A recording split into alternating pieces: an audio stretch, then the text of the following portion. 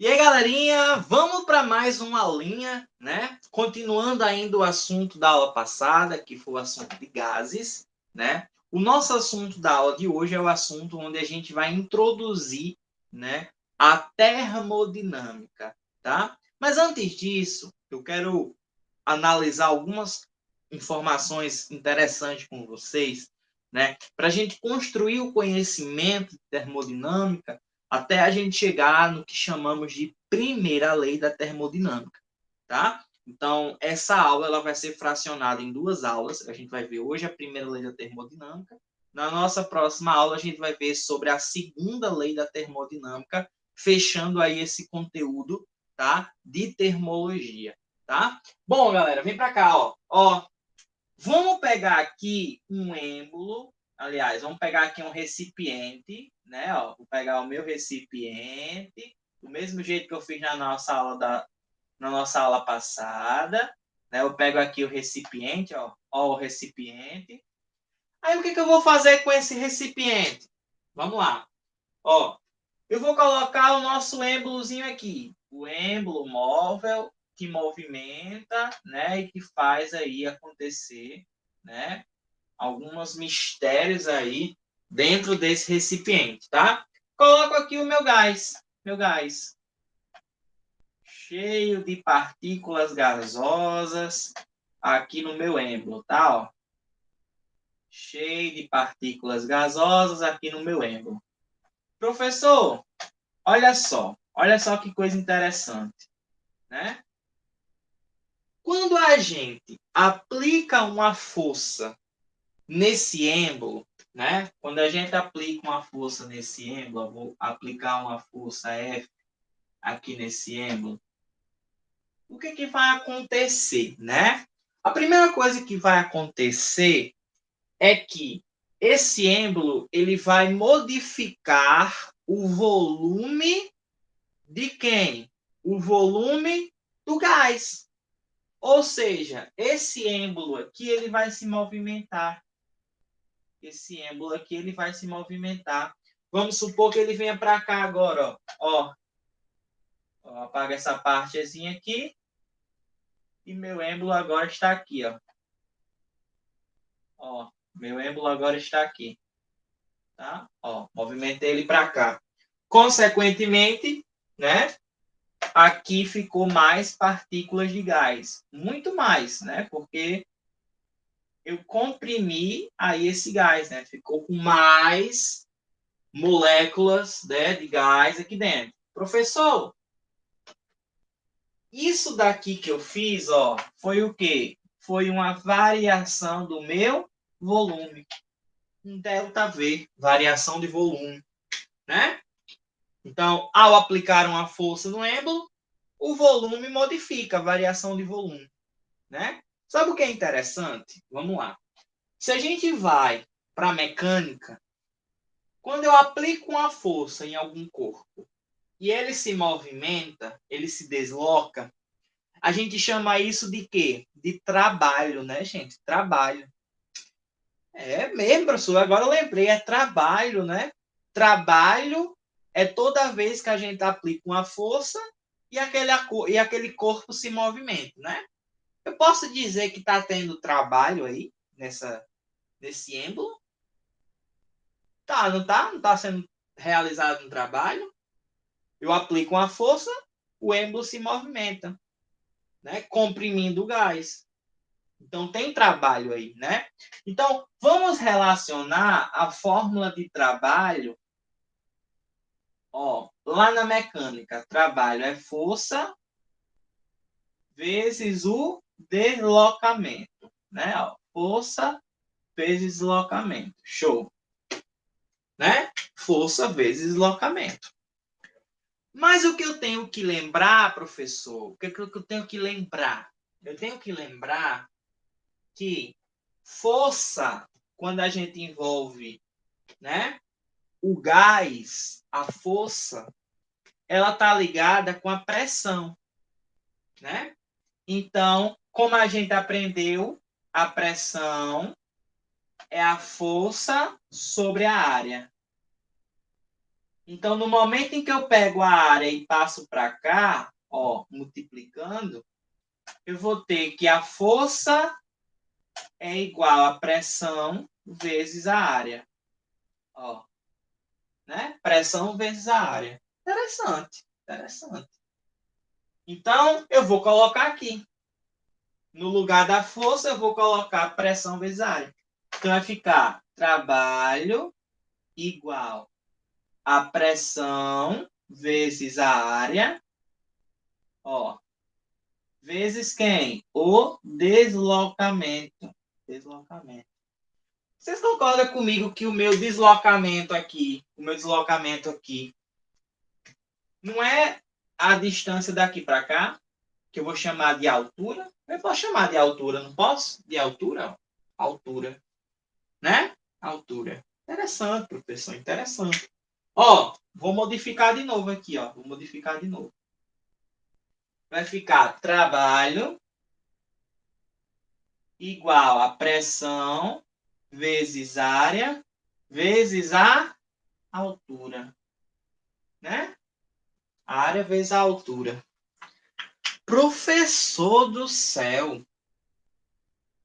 Matematicamente falando, área vezes altura seria o volume, ou mais precisamente, a variação do volume, né? Ó, variação do volume aqui, ó. Ah, professor, que legal! Então isso quer dizer que o trabalho de um gás, ele pode ser calculado a partir da pressão vezes quem, ó? A variação do volume. Ah, olha só, gente. Essa fórmula ela é muito importante, né? Inclusive na literatura científica, né? Geralmente a gente troca esse T de trabalho por um W, só para ficar mais bonito, né? Esteticamente mais bonito, tá? Então, geralmente eu posso trocar esse T aqui por W, tá? Não vai fazer muita diferença, não, mas é mais fácil você encontrar na literatura que o trabalho é dado em W. É W vezes igual a P vezes delta V. Olha só que interessante o que essa fórmula traz para a gente, né? V, ou mais conhecido como delta V, é a variação do volume. Então, só existe trabalho se o volume variar. Se o volume não variar, não tem como ter trabalho.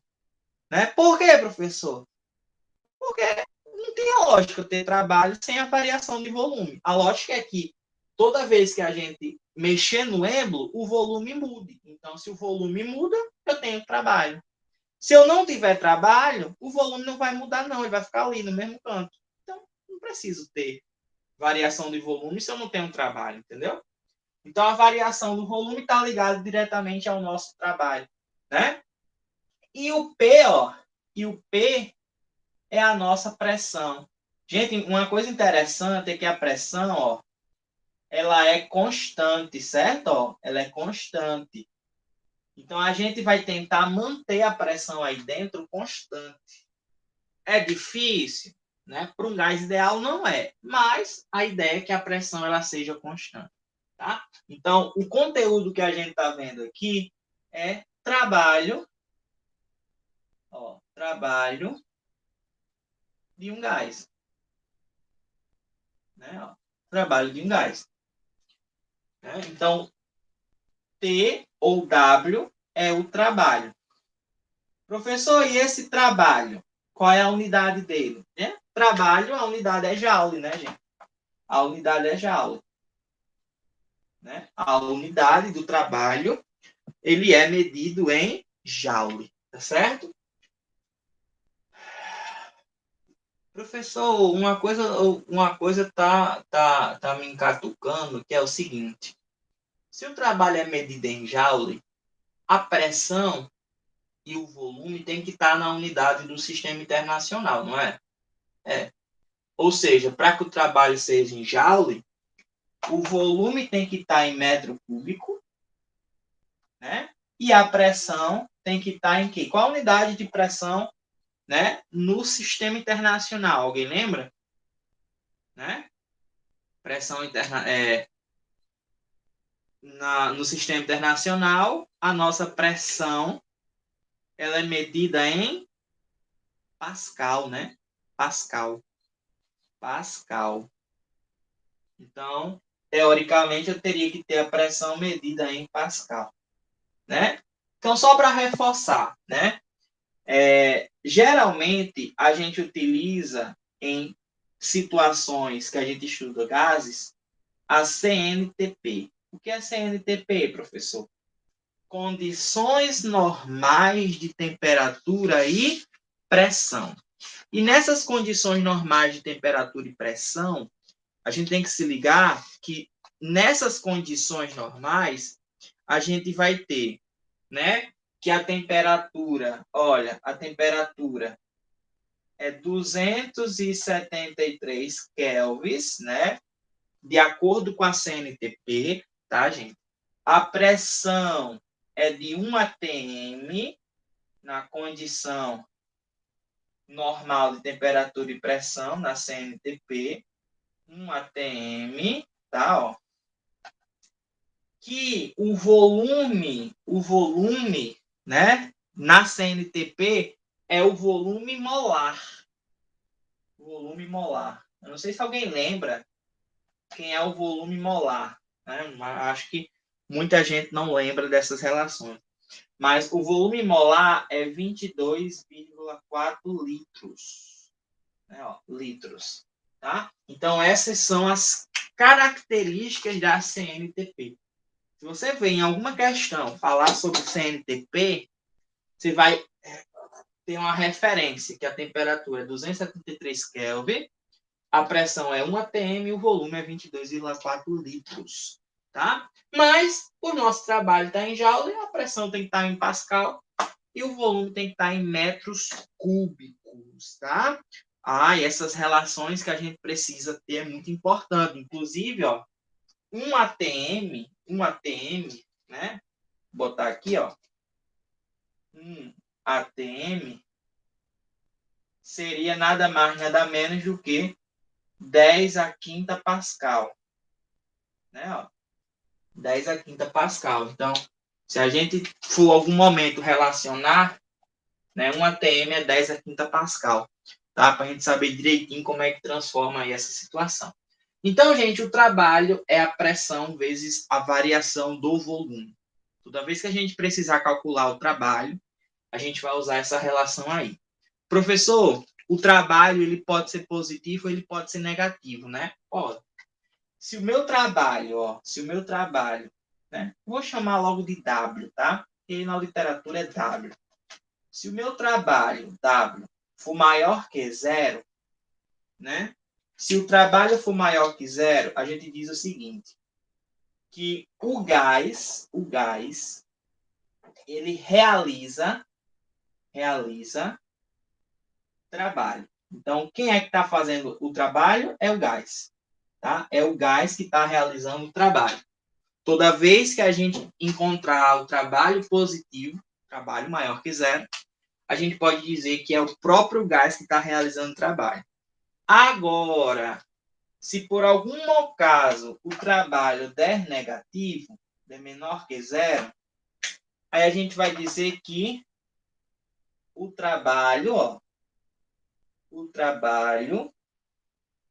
está sendo realizado sobre o gás. Então, não é o gás que está fazendo o trabalho. Existe um trabalho que está sendo realizado sobre o gás, e não o gás que está realizando. Entendeu? Então, dependendo da situação, esse trabalho pode ser positivo, esse trabalho pode ser o quê? Negativo. Tudo depende da situação que a gente estiver analisando, tá certo? Professor, então, peraí. Se o trabalho requer uma pressão constante, E a gente aprendeu na aula passada que a pressão constante é chamada de transformação isobárica, né? Isobárica. Então, isso quer dizer o quê? Isso quer dizer que o trabalho é uma transformação isobárica. O trabalho é uma transformação isobárica. Aí, cuidado. Por quê? Porque para ter trabalho eu preciso ter mudança de volume. Se o volume for constante, professor, aí lascou-se. Volume constante não tem variação. Variação é zero. Então, ó, volume constante, volume constante, volume constante, certo? Ó, quer dizer que a variação do volume é zero. Gente, se a variação do volume é zero, isso quer dizer que o trabalho, ó, eu vou chamar de W, para ficar melhor. O trabalho, ele vai ser igual a zero, né? O trabalho é zero, a gente chama de transformação o quê? Transformação iso várias coisas, né? Transformação, eu vou chamar só de um nome, isocórica, só para ficar mais bonito. Mas tem aqueles 3 nomes bonitos que a gente aprendeu na aula passada. Isométrica, isovolumétrica, né, isocórica. Então, toda vez que o volume for constante, a variação do volume é zero. Então, o trabalho é igual a zero. Não tem trabalho, porque é zero. Né? Algo vezes zero vai dar zero. Então, o trabalho de um volume constante, né, de um gás que manteve o seu volume constante é zero. Transformação isocórica, né? Ou isométrica, né? Ou isovolumétrica, né? Depende da situação que você está analisando aí, tá? Professor, entendi, né? Tudo beleza até agora. Show de bola. E o gráfico desse trabalho, como é que a gente faz, né? O gráfico do trabalho, ele é bem simples. Ó, o gráfico do trabalho, ele é bem simples. Vou pegar aqui o meu trabalho. Né, ó. Vou pegar aqui o gráfico da pressão e o gráfico do volume. Né, ó. Como a gente sabe que a pressão é constante, isso quer dizer o quê? Que, ó, o gráfico é uma linha reta. O gráfico é uma linha reta, né? Aí sabe o que é legal, ó? Se eu observar isso daqui é uma área, ó. Isso aqui é uma área, né? Ó. Isso aqui é uma figura plana. Essa figura plana que tem aqui pode gerar uma área. Pode gerar não, ela gera uma área, né? Ela gera uma área. E olha que só que interessante. A área dessa figura vai ser numericamente igual ao nosso querido e belo ó, trabalho. Tá? Então, toda vez que eu tiver uma fórmula de pressão sobre volume, a área daquela figura vai ser o meu trabalho. Professor, mesmo que a pressão não seja constante, sim, mesmo que a pressão não seja constante. Olha a situação aqui. Ó.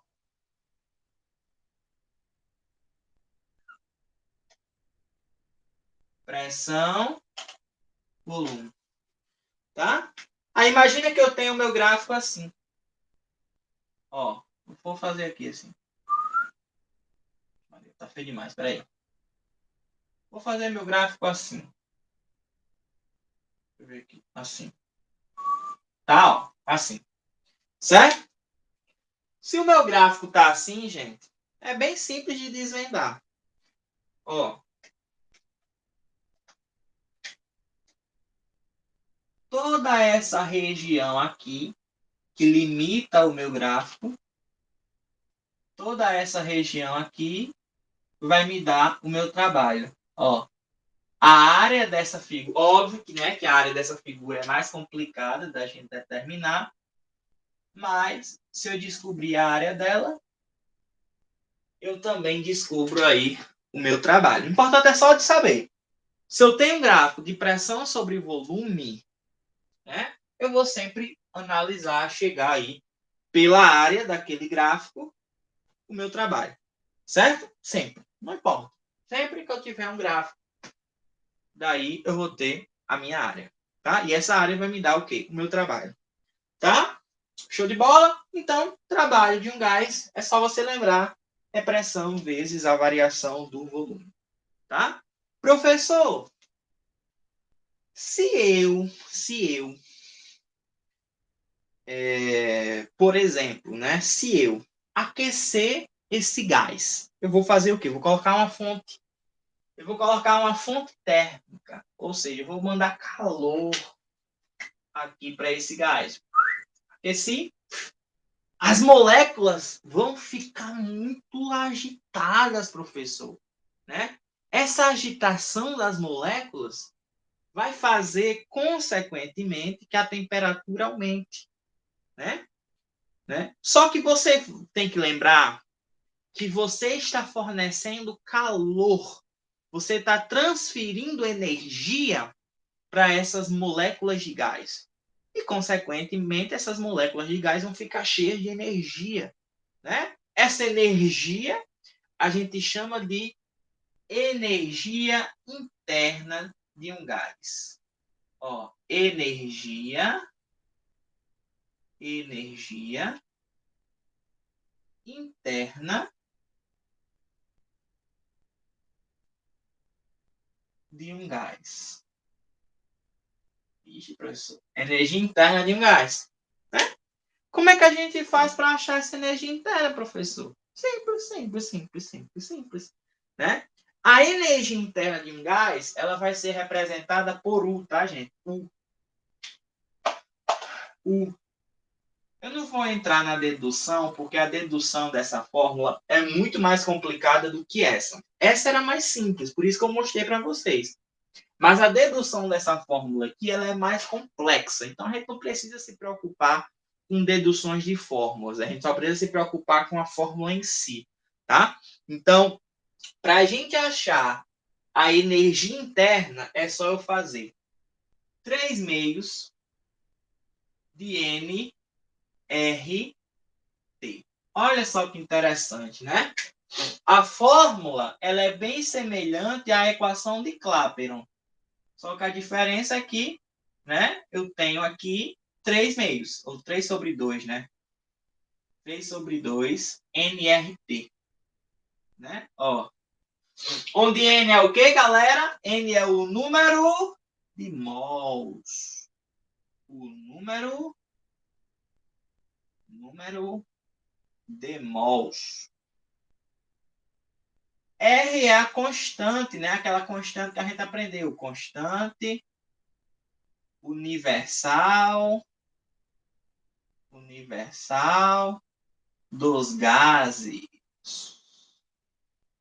Né? E T é a temperatura. Ah, professor! Temperatura. Temperatura. Né? Professor, então a energia depende da temperatura, não é? É, a energia depende da temperatura. Quanto maior a temperatura, maior a energia. Mas a gente tem que lembrar que eu estou fornecendo calor e essa temperatura vai aumentar. Consequentemente, a energia também tende a aumentar. Então, a gente acaba chegando em outra fórmula, que é a variação da energia interna. A variação da energia interna, ela muda. Por quê? Porque eu vou fornecer calor, né? Então, a variação da energia interna, ela depende de quem? Da variação da temperatura, né? Ó, N, R, delta T. Ou seja, se a variação da energia muda, né? A variação da temperatura também está mudando. Ó. Então, essa fórmula aqui da variação da energia interna, ela depende exclusivamente da variação de quem? Da temperatura, né? Ó, até colocar aqui, variação da temperatura. Temperatura. Né? E aqui é a variação da energia interna. Variação da energia, ó, energia interna. Interna. Um detalhe muito importante da gente lembrar é o seguinte: se é energia, qual é a unidade que a gente sabe que é energia? Né? Energia também é dada em joule, né? Ó, também é dada em joule. Interessante, né, professor? Trabalho em joule, energia em joule, né? Então, a variação de energia interna desse gás é 3 meios de NR delta T, né? Então, para que a gente tenha variação de temperatura, né, a gente tem que ter variação de energia interna. Para que a gente tenha variação de energia interna, a gente tem que ter a variação da temperatura, né? Ah, prof, então isso quer dizer o seguinte, que se não tiver variação de energia, aliás, se não tiver variação de temperatura, então isso quer dizer que não vai ter variação de energia interna? É. Ou seja, em uma temperatura constante, ó, em uma temperatura constante, em uma temperatura constante, o que acontece? Em uma temperatura constante, a variação da energia interna, né, a variação, no caso, da temperatura é zero. E se a variação da temperatura é zero, olha o que acontece com a variação da energia. É zero também. Né? Ou seja, eu estou em uma transformação, ó, transformação, o quê? Isotérmica. Isotérmica.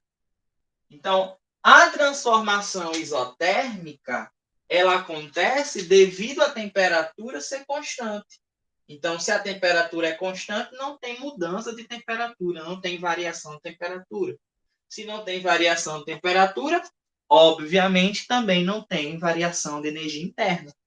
Né? Então, esse é o conjunto para a gente entender que toda vez que eu tiver uma transformação isotérmica, eu não tenho variação de energia interna.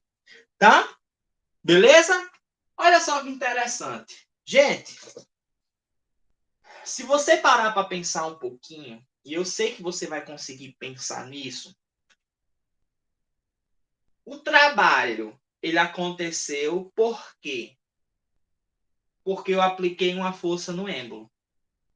Só que no momento em que eu aplico essa força no êmbolo, eu estou realizando o trabalho sobre o gás.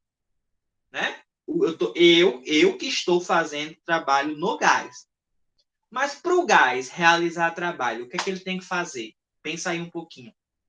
Para o gás realizar trabalho, ele mesmo tem que variar o seu volume. E como é que a gente faz isso? Variar o volume do gás? Simples. Tu bota uma fonte de calor, as moléculas vão começar a se agitar, elas vão começar a bater no êmbolo, aí o êmbolo não vai aguentar e vai começar a subir. Professor, interessante, né? Então, a mudança de volume acontece devido a essas colisões que as moléculas fazem na parede do recipiente e no êmbolo. Eu vou, ó, ao invés de eu jogar a força para cá, olha para onde vai a força, ó. A força agora vai empurrar o êmbolo para cima. Ó. A força F empurra o êmbolo para cima, né? E isso vai fazer com que eu tenha trabalho. Então, quem causou o trabalho? O calor. Isso aqui é a fonte de calor. Ó. Show? Beleza. Pensa aí. Calor fez o trabalho acontecer. Quando eu vim para cá, para a energia interna, o que é que fez a energia interna aumentar do gás? O calor também. né? O calor também fez com que a energia aumentasse. Interessante, professor. Né? Ou seja, o calor fez tudo. Né? Por que o calor fez tudo? Simples. Se a gente lembrar, o que é calor? Energia. O que é energia interna? Energia. O que é trabalho? Energia. Então, meu povo, de acordo com essa análise que a gente fez aqui, nós entramos na primeira lei da termodinâmica. Primeira lei da termodinâmica. O que a primeira lei da termodinâmica diz? Que todo calor que eu transfiro para o gás, todo calor que eu transfiro para o gás vai se transformar em trabalho e em energia interna, mais a variação da energia interna. Ah, professor, agora que eu estou entendendo essa parada aí, ó. Então, a primeira lei da termodinâmica, ela mostra para a gente que houve uma conservação de energia. Caraca, professor, eu nunca tinha entendido o que diabo essa primeira lei da termodinâmica ela mostrava para a gente. Então, ela mostra para a gente que houve conservação da energia. Da energia. Ah, professor, agora foi que eu entendi essa parada aí de lei da termodinâmica, né? Então, pela primeira lei da termodinâmica, a gente diz que todo o calor que eu forneço para o gás, ele se transforma em trabalho e se transforma em energia interna. Por isso que eu chego até a fórmula da primeira lei da termodinâmica, que diz que o calor é igual ao trabalho mais a variação da energia interna. Então, aqui é calor, tá, gente? Calor ou quantidade de calor, né? Tanto faz. Aqui é calor, aqui é trabalho, e aqui é variação da energia interna. Da energia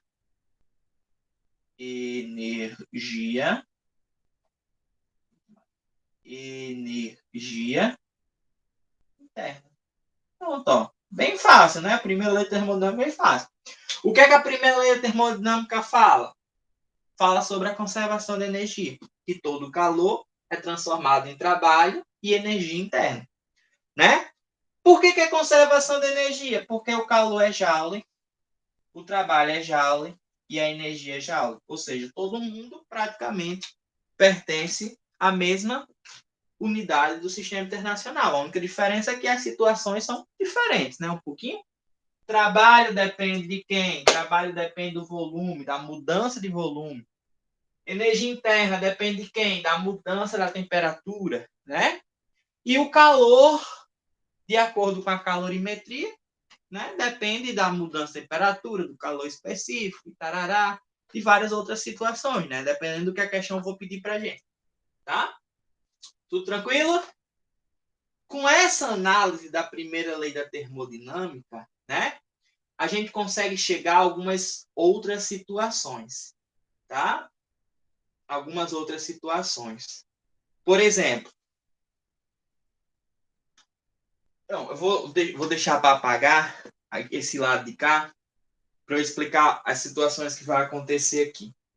Tá? Então, primeira lei da termodinâmica, trabalho é igual a variação de quem?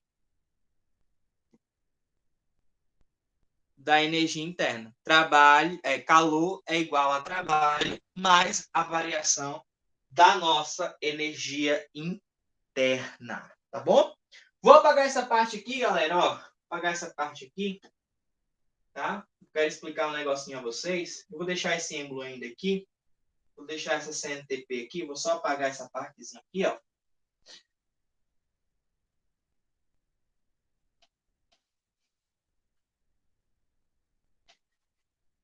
para mostrar algumas situaçõezinhas legais que a gente tem aqui, tá?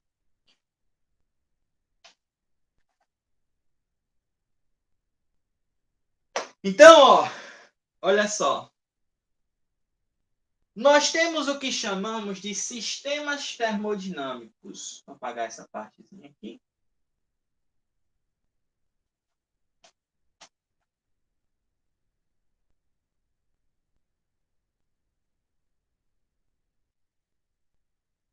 Sistemas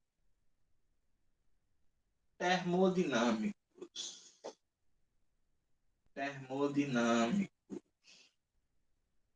O que seriam os sistemas termodinâmicos? Seria uma análise sobre a primeira lei da termodinâmica. Então, vamos lá. Olha só. A primeira situação é a seguinte. A primeira situação é quando o volume for constante. Se o volume for constante, gente, a gente aprendeu que o trabalho, né, W é zero, né? Ó, trabalho é zero. Então, na hora que a gente pegar a primeira lei da termodinâmica, que vai ser Q igual a W mais delta U, né? Como W é zero, então eu tenho apenas que todo o calor que eu, né, estou transferindo para o gás foi transformado na variação de quem? Na variação da energia interna, né? Então, quando eu tiver uma situação onde o volume for constante, o calor vai ser igual à variação da energia interna. Isso acontece quando eu tenho uma transformação o quê? Isocórica. Ó. Transformação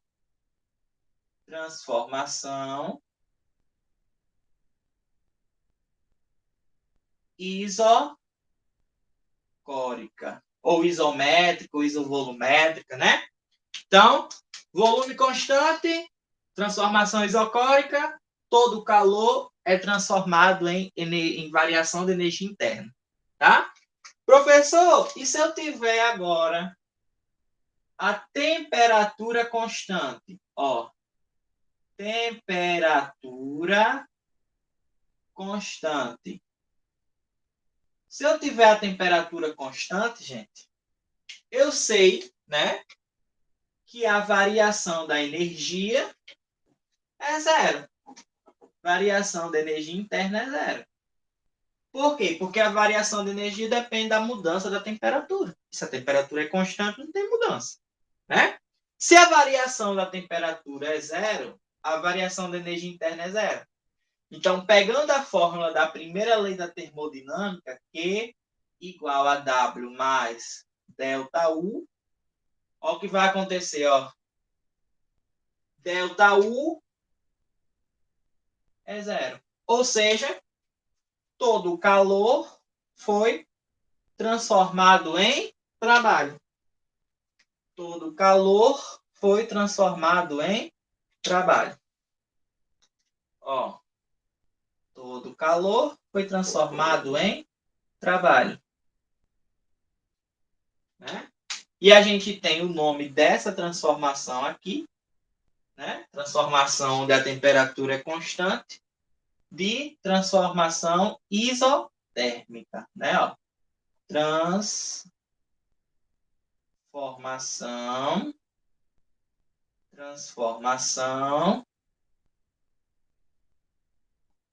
isotérmica, tá? Isotérmica.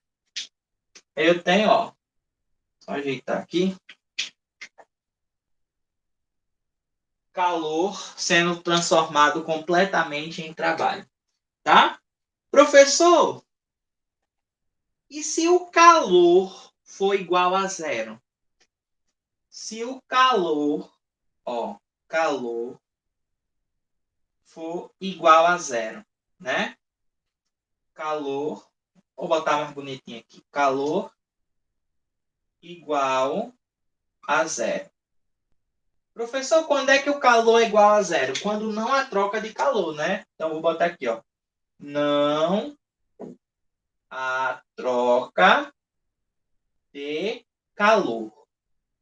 Quando isso acontece, quando não há troca de calor, quer dizer o quê? Quer dizer que o calor é igual a zero. Se o calor é igual a zero, na fórmula da primeira lei da termodinâmica, né, ó, eu vou ter que Q é zero. Então, vai ficar Q igual a W mais ΔU. Ou seja, né, eu posso passar o W, né, para o outro lado. Aí eu digo que ΔU é igual a menos W. Né? Então, essa seria uma relação onde não há troca de calor. Não há calor ali fazendo essa troca para que esse gás ele consiga, né, ser transmitido calor a partir dele. Então, a variação da energia interna é igual a menos o trabalho. Professor, e quando é que isso acontece? Lembra que eu falei a vocês na aula passada que a gente tinha uma quarta transformação? A gente teve transformação isobárica, transformação isotérmica, transformação isocórica, isovolumétrica, isométrica. E a gente tem uma quarta transformação. Né? Quarta transformação. Olha só que interessante, né? E essa quarta transformação nós chamaremos de transformação adiabática. Transformação adiabática. Deixa eu só apagar essa partezinha aqui. Né? Transformação adiabática.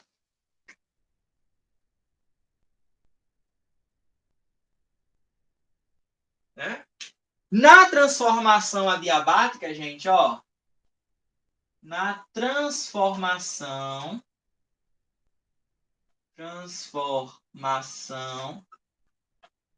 adiabática,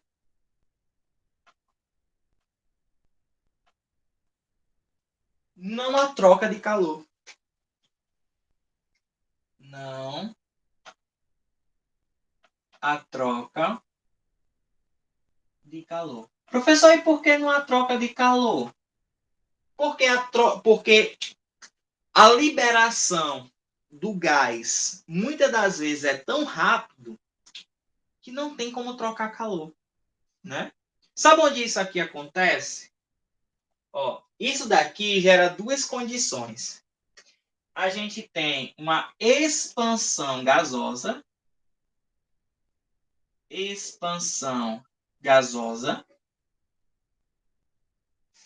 e a gente tem uma compressão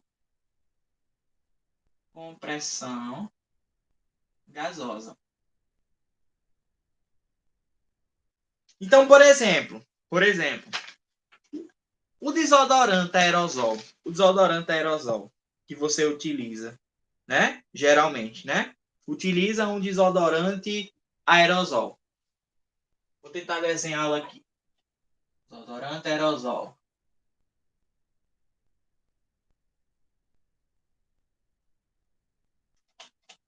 Maria, horrível.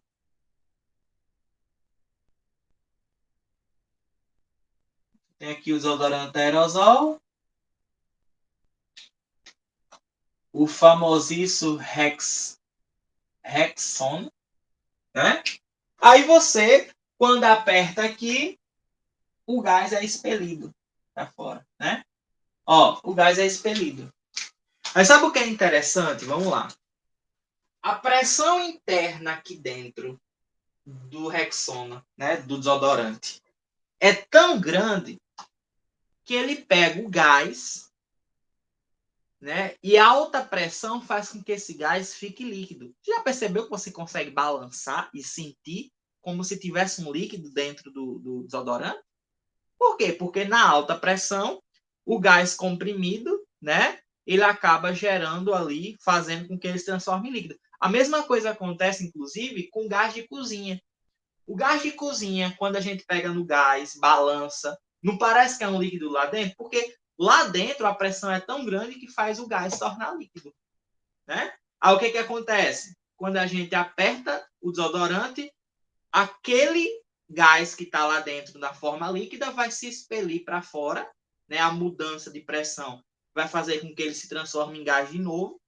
E quando a gente pega no desodorante, tá gelado. Tu já percebeu que tá gelado? Tá bem geladinho, né? Tá bem geladinho. Por que isso acontece, professor? Fica geladinho, né? Por causa da mudança de pressão, também a mudança de quê? De temperatura, né? Aí vamos pensar, lá dentro a pressão tá grande. Quando sai de dentro, a pressão diminui. A pressão diminui, a temperatura faz o quê? Diminui junto. Se a pressão diminui junto da temperatura, obviamente que a temperatura também vai cair. Aí a gente vai pegar e vai sentir. Isso acontece também no botijão de gás, sabia? Quando a gente está ligando o gás lá no fogão. Se você pegar no botijão de gás, você vai sentir que a temperatura do botijão vai cair um pouquinho, né? Isso acontece por quê? Por causa da expansão do gás. O gás se expandiu muito rápido, não teve troca de calor, a variação da temperatura cai o quê? Diminui. Então, ó, na expansão gasosa, a gente tem, né, uma diminuição de pressão, a pressão diminui, né? A pressão diminui, consequentemente, a temperatura também o quê? Diminui, né? Ó.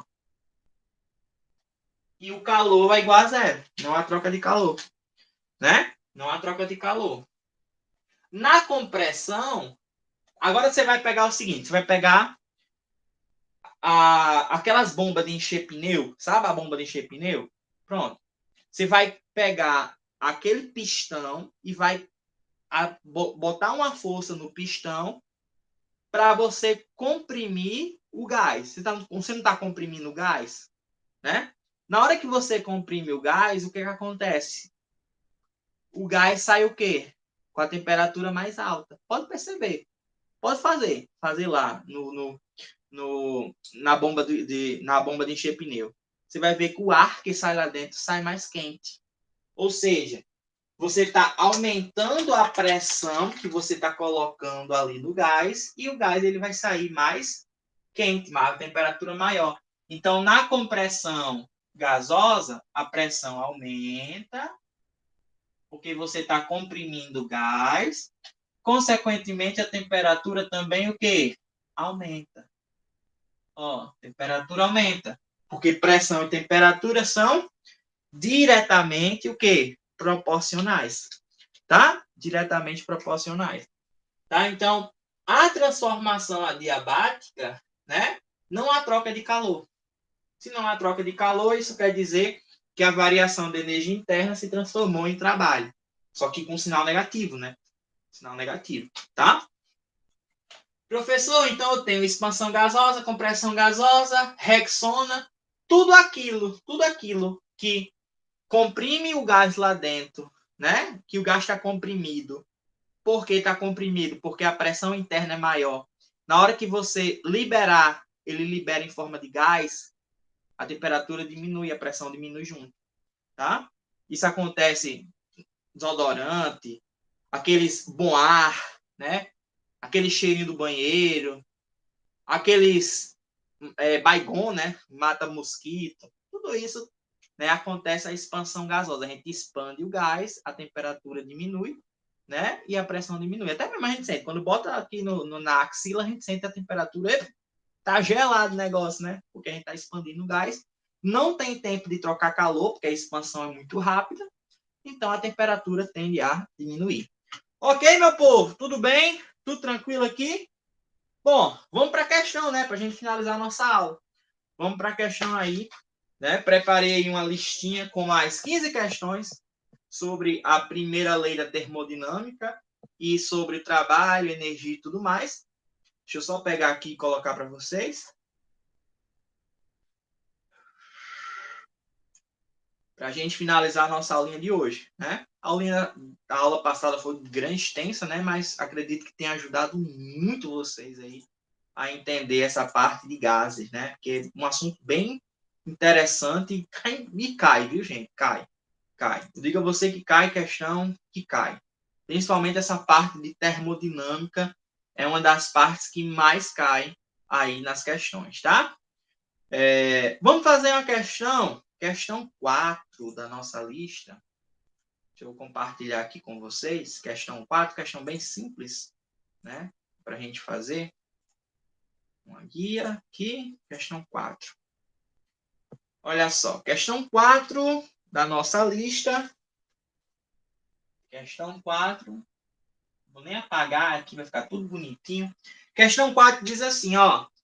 Um gás ideal é comprimido por um agente externo, ao mesmo tempo em que recebe calor de 300 joules de uma fonte térmica.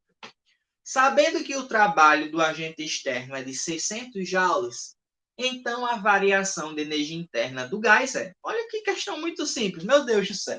Questão simples demais. A questão deu o calor, que foi 300 joules. A questão deu o trabalho, que foi 600 joules. E a questão quer saber o quê? Quem é a variação da energia interna. Eita, papai, olha que coisa mais linda. Olha que coisa mais linda, né? A questão quer saber quem é a variação da nossa energia interna. O que é que eu faço? Não tenho o que fazer não, professor. Não tenho o que fazer não. Sabe por que não tenho o que fazer? Porque a gente vai ter que usar a primeira lei da termodinâmica, né? Usando a fórmula da primeira lei da termodinâmica, a gente encontra o resultado da questão, né? Então, vamos lá. Como é a fórmula, hein? Q é igual a W mais delta U, né? Mais delta U. Cuidado com essa questão. Por quê? Ela tem uma pegadinha. Sabe qual é a pegadinha da questão? Você viu que a questão falou que o gás é comprimido por um agente externo? Você viu aí que a questão falou isso? O gás é comprimido por um agente externo. Esse agente externo aplica um trabalho de 600 joules. Beleza, o trabalho é 600 joules. Mas na hora que a gente vai colocar na fórmula, a gente tem que lembrar que o trabalho ele pode ser positivo ou negativo. Ele é positivo quando o gás realiza trabalho. E ele é negativo quando um agente externo realiza trabalho. Então, a gente tem aqui um trabalho que não é positivo. O trabalho é negativo, gente. Ó, então, tem que ter cuidado aí só, né, na hora de interpretar a questão. Se um agente externo está realizando o trabalho sobre o gás, o trabalho é negativo. Então, na fórmula, eu vou ter que colocar o trabalho negativo. Tá? Então, o calor é 300, o trabalho é menos 600, mais ΔU, que eu não sei. Pronto, ó. Só preciso pegar esse menos 600 e passar para cá positivo. Vai ficar 300 mais 600 igual a ΔU. Eita, nós! Olha, quanto é ΔU, professor? É 900 joules. Ai, que coisa boa, professor. Olha que coisa mais linda. Olha que coisa mais linda aqui, ó. Ó, calor é trabalho mais ΔU. Trabalho negativo, porque é um agente externo que está realizando o trabalho sobre o gás. Então, é menos 600. Esse menos 600 passa para lá positivo. Variação da energia interna em 900 joules. Né? Olha a pegadinha. Olha a pegadinha que você ia cair. Você ia botar só os 600 aqui sem o negativo, ia passar para lá e ia dar menos 300. Aí você, oxe, menos 300, mas não tem negativo. Aí ia marcar a letra E, né? Jurando que tinha acertado. Gente, cuidado com a interpretação da questão. As questões, às vezes, trazem umas pegadinhas, né? Que às vezes nem é pegadinha, é mais a questão de você analisar direito e interpretar a questão. Muita gente cai em questão de física porque não sabe interpretar as questões direito, né? Às vezes uma palavrinha muda tudo. Então, cuidado, grifem tudo aquilo que vocês acharem que é importante, que é diferente na questão, grifem, gente, grifem, porque isso aí pode mudar muito a sua forma, tá? De como você vê, como você analisa a questão, tá? Vamos fazer mais uma? Vamos fazer mais uma questãozinha teórica, né? Vamos fazer mais uma, ó. Uma guia, lei da termodinâmica, tururu. Vamos fazer mais uma. Vamos fazer a questão de número. Olha, questãozinha fácil. Ô, questãozinha fácil essa, viu? Questãozinha fácil. Questão número 3. Número 3, questãozinha bem tranquila. Questãozinha número 3, ó. Vamos lá. Um aparelho de ar-condicionado funciona como uma máquina térmica. O que é máquina térmica, professor? Né? Bom, máquina térmica é o assunto da próxima aula. Mas é uma máquina que funciona pelo princípio da termodinâmica. Só basta a gente saber isso. Né? Utiliza-se um gás refrigerante que é submetido a uma alta compressão e, posteriormente, a uma expansão rápida, promovendo a queda da temperatura. Essa tecnologia de refrigeração está baseada na... O que essa tecnologia está baseada? Ela é baseada em quê? Se é uma máquina térmica, ela baseia-se na lei da termodinâmica. E o que a lei da termodinâmica fala? A gente só estudou uma, mas a gente sabe que a primeira lei fala da conservação da energia. Ah, professor, olha como é fácil, olha como é fácil. Letra A, conservação da energia mecânica. Energia mecânica? Falamos sobre energia mecânica aqui? Não, né? Letra B, primeira lei da termodinâmica. Primeira lei da termodinâmica, conservação de energia. Show de bola. Alternativa letra B. Equação de Klaper não tem nada a ver. Lei de Boyle-Mariotte, lei de Gay-Lussac. Não, né? Falou de máquina térmica, falou de primeira ou segunda lei da termodinâmica. Como a gente só estudou até a primeira agora, então só seria a letra B, primeira lei da termodinâmica. Beleza, gente? Tudo bem? Olha como é fácil, né? Como eu disse a vocês, gente, analisem a questão direitinho, tentem ver, tentem marcar, grifar as palavras que vocês acham diferente, tá? E a gente vai, a partir daí, aprendendo cada vez mais a interpretar e a fazer as questões de física. Porque eu acredito que o conteúdo você entendeu, né? Se a gente não está conseguindo progredir com a revisão, aliás, com a lista de exercício, é porque você está fazendo alguma coisa errada. Então, reavalie tudo aquilo que você está fazendo, o que você não está fazendo, para que você consiga fazer a lista e, ó, acertar tudo. Tá certo, gente? Um beijão para vocês, fiquem com Deus, se cuidem, tá? E até a nossa próxima aula, se Deus quiser. Valeu, galera! Até mais! Tchau, tchau!